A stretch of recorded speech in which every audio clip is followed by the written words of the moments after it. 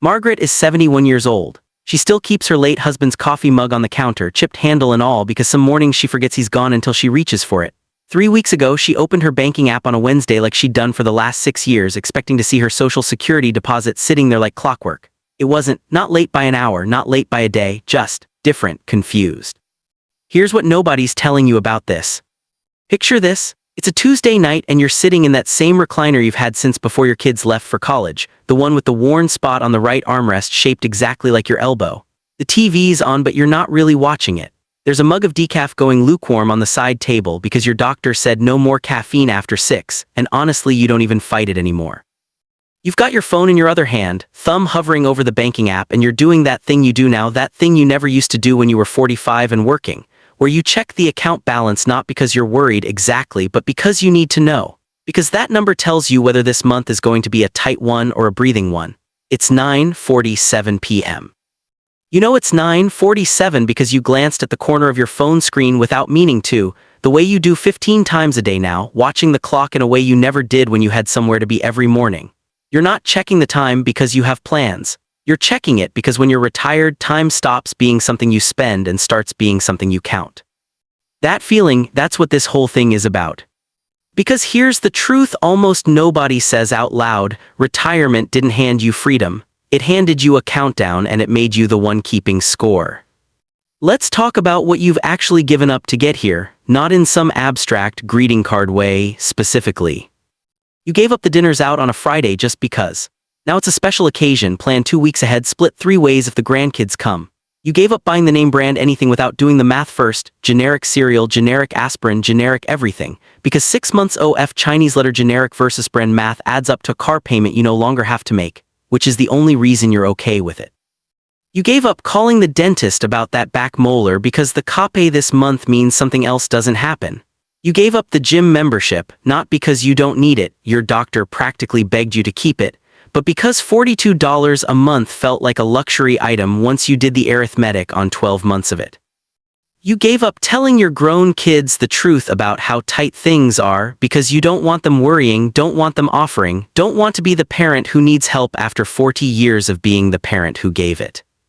You gave up spontaneity, that's the big one, that's the one that hurts most and gets said least. There was a time you could decide on a Tuesday that Saturday you were driving up the coast just because, and you'd throw a bag in the car and go. Now every decision runs through a filter first. Can we afford it? Will it mess up next month? What if the car needs something? What if the roof needs something? What if, and somewhere in that constant quiet math, you stopped being someone who lives and started being someone who manages. And you did all of that quietly. Nobody saw the sacrifice. Nobody threw you a parade for choosing the store brand coffee for 11 months running. You just did it alone in the kitchen at 6 a.m. because that's what taking care of yourself looks like when you're the only one doing the taking care of anymore. Someone in the comments on a video just like this one, username Desert Rose Retired 62, wrote something that a lot of people replied to. She said, "I stopped telling people I was fine because fine was doing a lot of heavy lifting in that sentence." Sit with that one for a second. Fine was doing a lot of heavy lifting. Another commenter goes by Old School Hank put it plainer. Nobody warns you that being broke at 68 feels different than being broke at 28. At 28 you think it's temporary. At 68 you start doing math on how many years you have left to fix it. That's the kind of honesty that doesn't show up in a brochure from the Social Security office. But here's the one. Here's the comment that stopped me cold when I first read it, from someone going by Widowed in Wichita, and I want you to actually hear this one, not skim past it. She wrote, "They changed my payment date and didn't tell me. I found out because the light bill bounced. 43 years I worked. 43 years and a Wednesday that used to be Thursday almost cost me my electricity." Read that again. 43 years of working, of showing up, of paying in, and one quiet administrative shift, one line item nobody explained clearly, almost cost her the lights staying on. Not because she did anything wrong. Not because she mismanaged anything. Because the system moved the ground under her feet by a day or two and nobody sent up a flare to warn her it was happening. That's Margaret's story too, by the way. That's what happened to her 3 weeks ago on that Wednesday that wasn't. We're going to get back to her. But first, let's talk about the assumption everybody makes about people in this exact situation, you or someone you love, sitting there watching a bank balance the way you used to watch a clock at a job you couldn't wait to leave. The assumption is that if you're this careful with money at this age, you must have failed somewhere, that you should have saved more, invested smarter, worked longer, that watching your Social Security deposit like it's oxygen means you did something wrong 30 years ago. Here's the flip: you didn't fail, the math failed you. Say it again, because it deserves repeating: you didn't fail, the math failed you. You worked the years. You paid into the system every single paycheck since you were old enough to legally hold a job. Nobody told you at 22 that the cost of a dozen eggs would triple by the time you were 70. Nobody told you that a pension your company promised in 1987 wouldn't exist by 2005. Nobody told you that "you'll be fine" was a guess dressed up as a promise. You didn't fail a test nobody let you study for. Here's the part nobody adds up. The Social Security Administration adjusts benefits every year through something called a cost of living adjustment, or COLA. In recent years, that adjustment has hovered around 2.5% to 3%. Sounds fine on paper. Except housing costs, healthcare premiums, and grocery prices have in many years climbed faster than that adjustment, which means for a lot of retirees, the raise on paper quietly turns into a pay cut in real life. The average monthly retirement benefit sits right around $1,900. $1,900 a month before Medicare premiums get pulled out, before supplemental insurance, before anything else. If your rent or mortgage alone eats 1,000 of that, you're left doing the kind of monthly math that would exhaust a Wall Street accountant, except you're doing it alone, on a kitchen table, with a calculator you've had since the Clinton administration. And when the payment date itself shifts, even by a day, even by what looks like a minor scheduling change buried in a government notice most people never read, that's not a small thing when your account balance is already sitting at $40 on a Tuesday and the mortgage auto draft hits on a Wednesday. That's the whole ballgame. That's the difference between we're okay and we're not. Now, I know what some of you are thinking, or what your son or daughter might say if they heard you talking like this. They'd say, "Mom, Dad, it's just a payment date. Why does 1 or 2 days matter that much?" Fair question. Let's answer it honestly instead of brushing it off.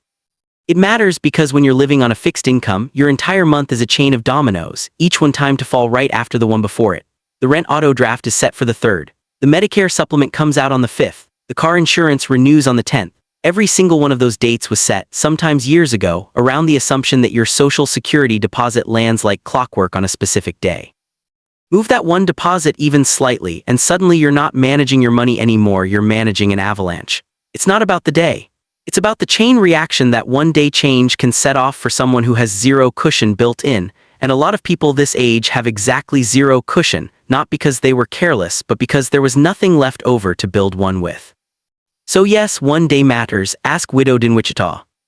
Now let me paint you a different picture, because this isn't a video about how bad things are, this is a video about what it actually looks like when you get ahead of this instead of getting blindsided by it. Picture this instead.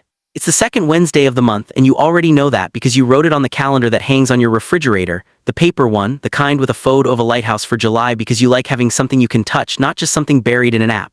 You checked your specific payment date weeks ago instead of assuming it, so there's no guesswork left, no gnawing feeling in your stomach. You wake up around 6:30, same as always, and you make your coffee, real coffee this time, the good stuff, because you built a little room for it into this month's budget on purpose, not by accident. You sit at the kitchen table with your notebook, the one with the spiral binding half falling apart, and you write down 3 numbers: what came in, what's already spoken for, and what's left over. It takes you 11 minutes. You know it's 11 minutes because you've done it enough times now that it's not a dread-filled task anymore. It's just Tuesday, well, Wednesday now.